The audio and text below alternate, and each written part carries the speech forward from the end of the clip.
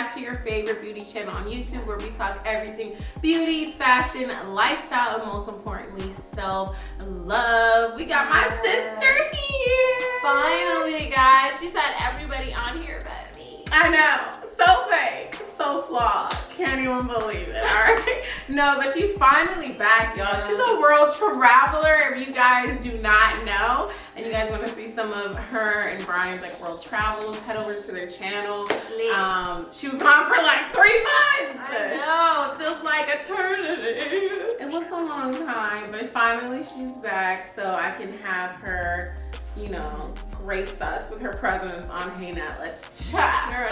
Okay. So we actually have some really fire questions. Yeah, like these are juicy, y'all. You know, so this is gonna be good, and I'm really curious to see, because you know we had my brother come on once, and I feel like our opinions were very similar, and I wasn't very surprised by that. Mm-hmm. So I'm curious to see like how our opinions, you know. Don't put heads with me. Yeah, I'm just gonna be honest. I'm gonna be honest. Okay. All right, let's see what happens. All right, y'all. So let's get into the questions.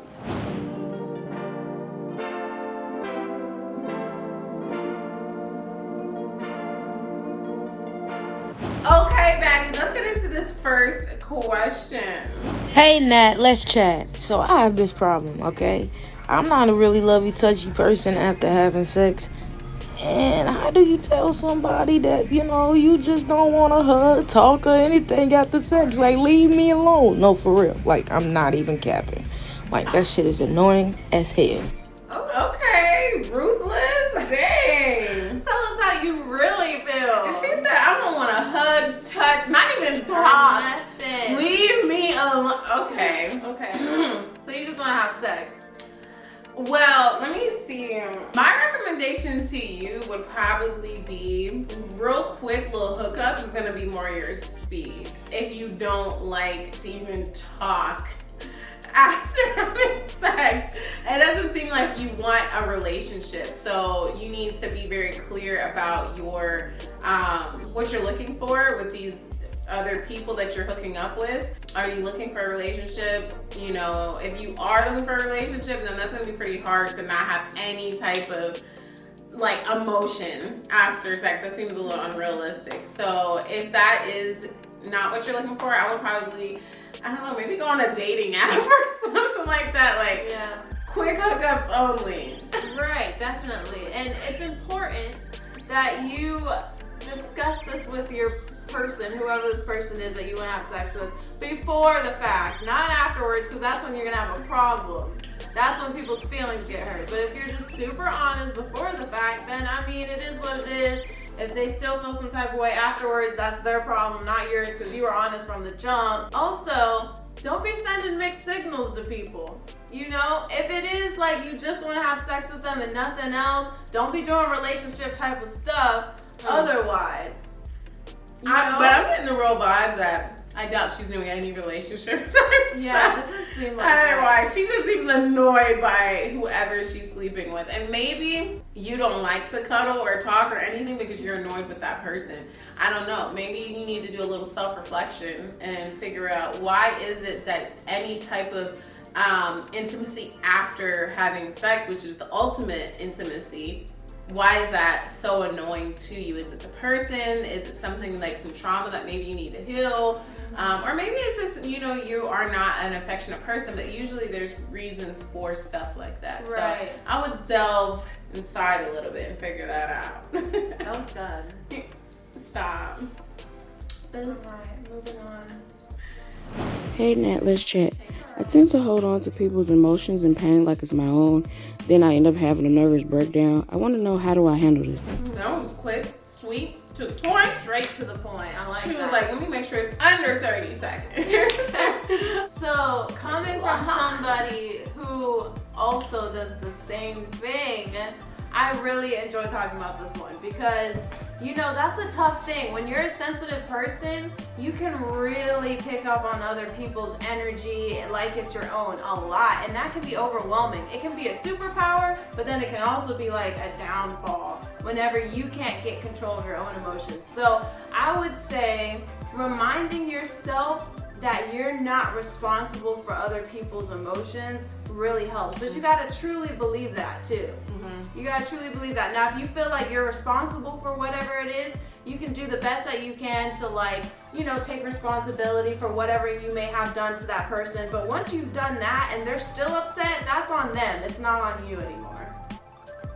Preach, sis. You feel me? Like, what you think? Preach. No, I agree. Honestly, for those of you that don't know, I think this is referred to as like an empath, like somebody who is very sensitive to other people's emotions.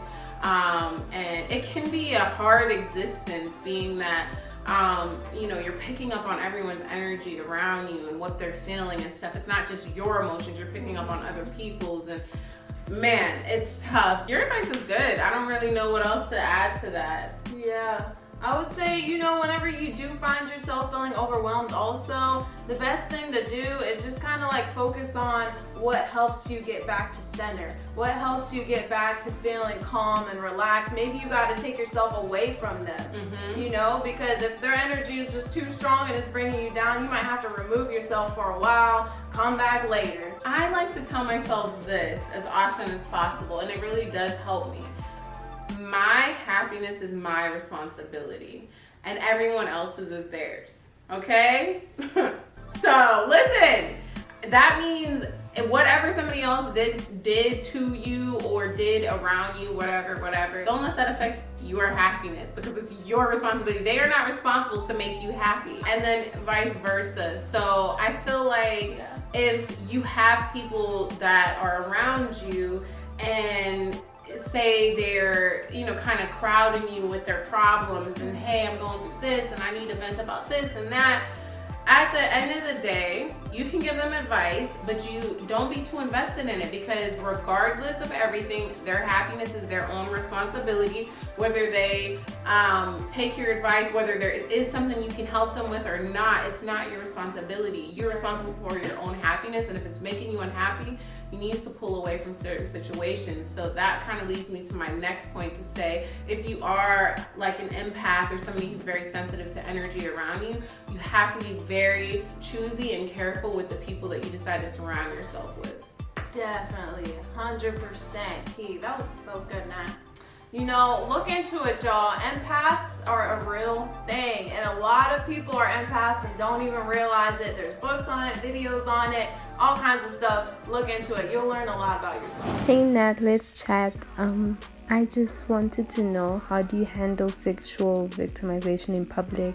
I've been sexually victimized by people of the opposite gender because they could not accept my sexuality. So I just want to know what are like the easiest ways to actually handle that in public without seemingly appear afraid. Yeah, and you can shout me out. Thank you. I love you so much.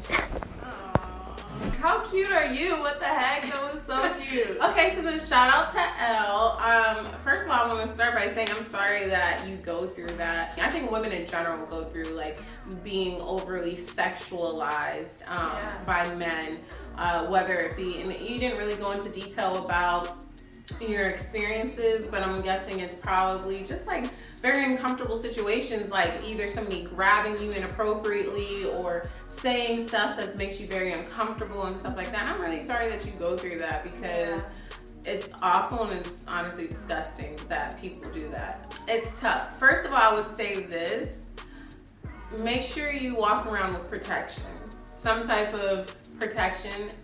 If you have something to protect yourself, you are less likely to come off scared, because you will have something, like, you know what I'm saying? Like, you never know, and it seems like these you know, violations of your space have been probably not too crazy, hopefully, but you never know, and you want to be prepared in case something worse happens. I would say get yourself some pepper spray, a taser, a knife, a pocket knife. I have all of these things, and I do not play about this, because the world is a crazy and scary place, you know, and you don't want to walk around like terrified, petrified all the time, but you need to be prepared and have it on your person at every moment. So if anything ever does happen where you are completely uncomfortable and it's more than just like cat calls or something like that, then, you know, you stand up for yourself. If there is someone around to help, then, you know, engage with that person, whether it's police or whatever the case may be. Do not be afraid to call the police. I've done it multiple times. Better safe than sorry too. Exactly. Better safe than sorry. And I don't care what anyone says. If you make me feel uncomfortable, 911, like real quick. Like I don't play about that. And also do not ever be afraid to put your foot down. If somebody's making you feel uncomfortable, speak up for yourself. You know, let them, hey, this is not okay. I'm not about to play this with you, like, blah, blah, blah. Right. Keep your distance. Do not touch me. If they try to do it again, pepper spray them. Like, period. You know what I'm saying? Like, obviously, don't go out of your way to start, like... Yeah, we're not saying fight everybody. Exactly. You don't want to make your life more complicated than it has to be. But also, like I said, I don't really know the level of violations you're talking about, but... if somebody was to repeatedly like grab on me or grope me or something, I wouldn't hesitate to pepper spray them. Right. And that's just coming from me, you know what I'm saying? And I think that they are well deserving of that because they're making you afraid and violating your space. I mean, yeah, I don't really know exactly what your experience is. I don't know if it's like maybe a certain area that you go in that you experience it a lot, or if it's like just anytime you go out, you just experience it randomly. If it is a certain area, maybe avoid that area or take somebody with you if you don't feel safe. That's definitely something that you can do. Or if you do see yourself in a situation where people are doing that to you, then get on the phone. I do this a lot. All the time. I get on the phone. Sometimes I even act like I'm on the phone if I can't get someone to answer the phone. I act like I'm on the phone, and usually people will leave me alone.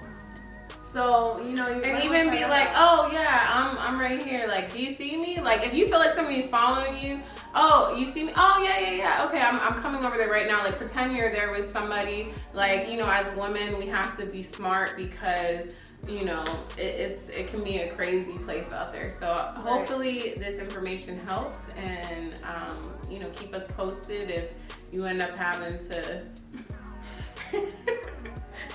apply the information. Hey Nat, let's chat. Okay, so I don't know if I can have this under 30 seconds, but my situation is I've been with my partner for 3 years now. She moved into my place in November, although owning her own home, but it wasn't big enough for all of us. So she moved into my home, and I realized pretty quickly that I really can't stand her. I don't want to be in a relationship. The thing is I feel kind of stuck because she rented out her home and the tenants have a 2-year lease. So I don't know if I should put her out and like just not really worry about her situation, or if I should wait it out. Yeah, I'm kind of stuck.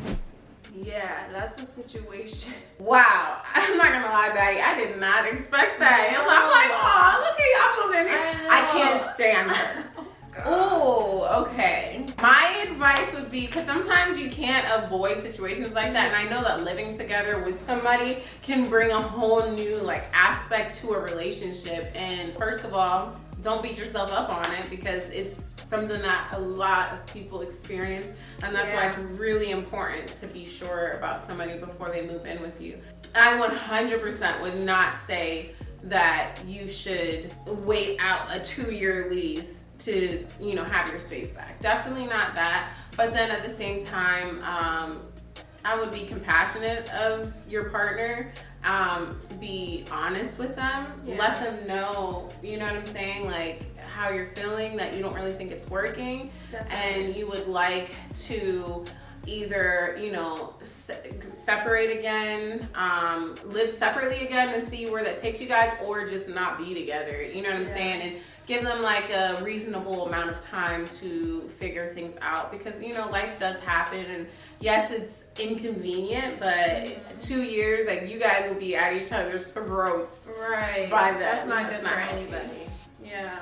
Definitely. I would really put emphasis on talking to her about it. I don't know if you've tried talking about it or not, but a lot of times even just being honest with somebody, respectfully honest, even just being honest with somebody can be all that you needed to do. Just venting to them about, look, these are things that's happening that, you know, I'm not really okay with, or like these type of things push my buttons. And if she cares about you, she'll probably end up trying to, you know, like work with you and make a difference, you know? So that alone could help. Yeah, so that might not be like what she's saying. It might not be something that has to happen. It could be something that, like, if you are honest with her, like, you guys can at least have like a little longer of a trial.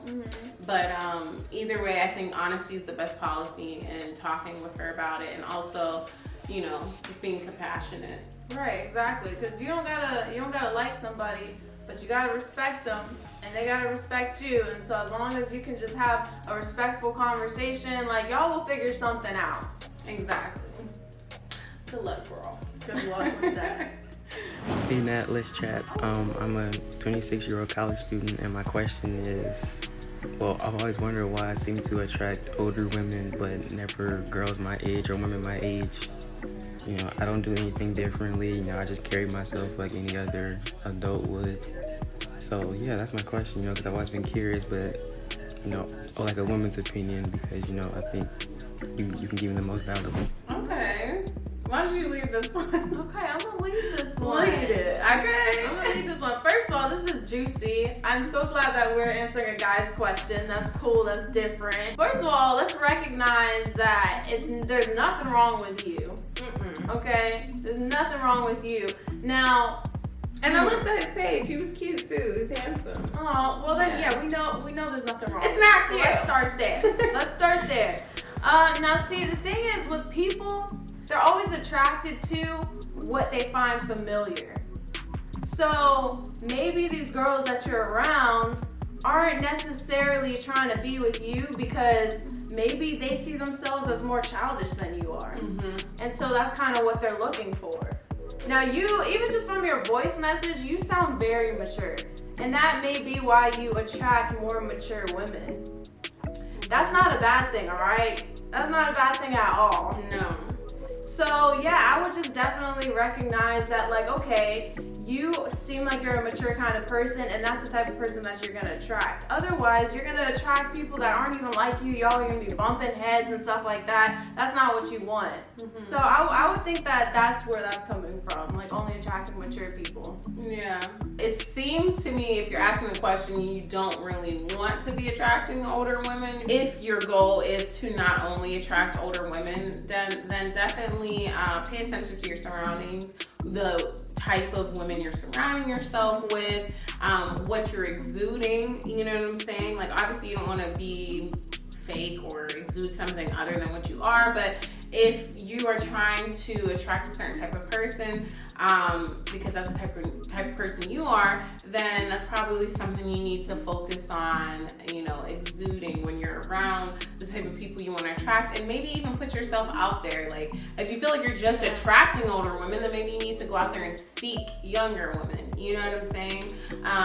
And that could be also very helpful instead of just kind of letting them come to you. So yeah, definitely. Go out, try different activities that you enjoy doing, meet new people. I mean, there's bound to be, this is a huge world, all right? There's so many people. There's bound to be other girls the same age as you that, you know, are interested in dating you. Just put yourself out there. Yeah, 100%. Okay, baddies, it is the last question. This is Already? Yes, I know. I love doing these. Guys, if you want to be featured in the next Hey Nat, Let's Chat video, make sure you are paying attention to like my Instagram and Twitter and stuff for when I tell you my DMs are open, and let you know who's gonna be my next guest. And make sure you submit your questions like immediately, because usually when I post that my DMs are open, I give it like maybe an hour or two, and then I go with the questions that are submitted within that time frame. So, you ready for the last one? I'm ready. Okay, let's do it. Hey Nat, let's chat. So girl, I've been trying to get in tune with my higher self in spirituality work, but I don't know where to start. I need more instructions and more guidance. I started journaling and I meditate, but I just don't think that's enough. I don't know what else to do, and I want to learn more about crystals. So I know you and Cena probably do stuff with crystals. So if you have more instruction on what I should do and how could I do it, please help me. Love you and bye. I love you too, Cena. Oh, that's so cute. I love you. That was so cute. She was super cute. Okay, I would say you lead this one. That's what I would say. Okay. Numero uno. There is so... Good God, excuse me. Go ahead. Okay. Number one, there is so much to learn out there. Like, you have so many forms of knowledge out there, whether it be books, audio books, videos online, freaking anything. Like, there's just so many things out there that you can like dive into. And even on crystals, you can even just Google it, girl. Like, there's so much information out there. So yeah, definitely do that. Number two, a lot of us think we know how to meditate, but there's so many different ways on how to meditate. Maybe the way that you're meditating doesn't work best for you. Maybe just sitting there and like trying to be quiet isn't the way that works for you. For me personally, I love stretching.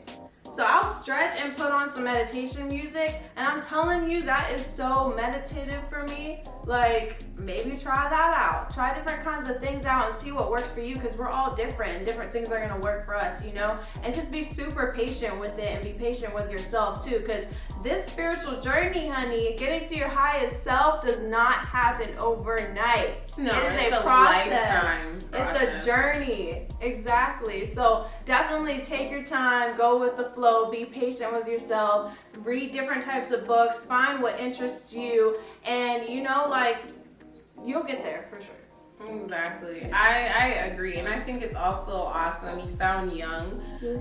Judging by your picture, you look young. So this is, you know, a great time in life to start on your journey, start getting into crystals and stuff like that. I love crystals. I have so many in my house. I want even so much more. I just feel like they really lift your space. So definitely, and they're not too expensive. So I would definitely recommend getting into crystals and even meditating with them and learning about them and stuff like that. They're not only beautiful, but I just, like I said, I love the energy that comes from them. Knowledge you could, you know, drop on her.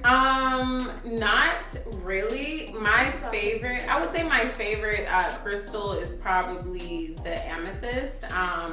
I don't know, I've always just been so drawn to it, and I don't know if it's just something that resonates with my energy the best, but you know, each crystal have different energetic properties, so they do different things depending on what they are, where they came from. So there's so much information out there that you can look up and go into a crystal shop and, you know what I'm saying, look around and feel which ones you just feel like drawn to, you know, and then look and see. And it's the craziest thing, because sometimes you'll be like, oh, this one, it's just like sparkling a different way at me, or I'm drawn to this, and you'll look and see, because usually they'll have like little cards or something that'll tell you what this crystal does, and it'll be like something exactly what you need in your life at that time. More and times than not.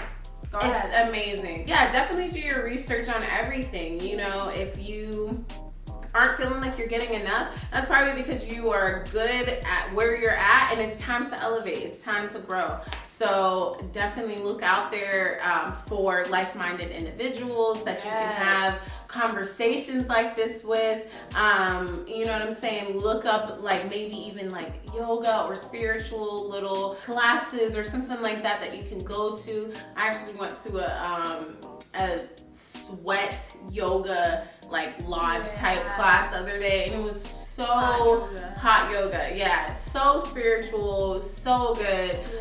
They were playing meditative music the whole time, and it was just amazing. So look into stuff like that, and don't be afraid to try new things. Yeah, emphasis on put yourself out there and meeting people that are like-minded. Because even like she said, if you do sign yourself up for a yoga class, even if you don't got the money to keep going, You can go to a yoga class one time, but try to communicate with people. Usually people that are there are people just like you, and they want to meet other people just like you. So link up with them. There's so much to learn from the people around you. So you've got so many different ways that you can learn about this stuff and get into it even deeper, and we're proud of you for even just wanting to do that. So props to you. Yes, for sure. And last thing I would say is even, you know how the saying, you are what you eat. Well, you are what you ingest. It's not just what you eat, it's what you ingest in general. So on social media, follow accounts that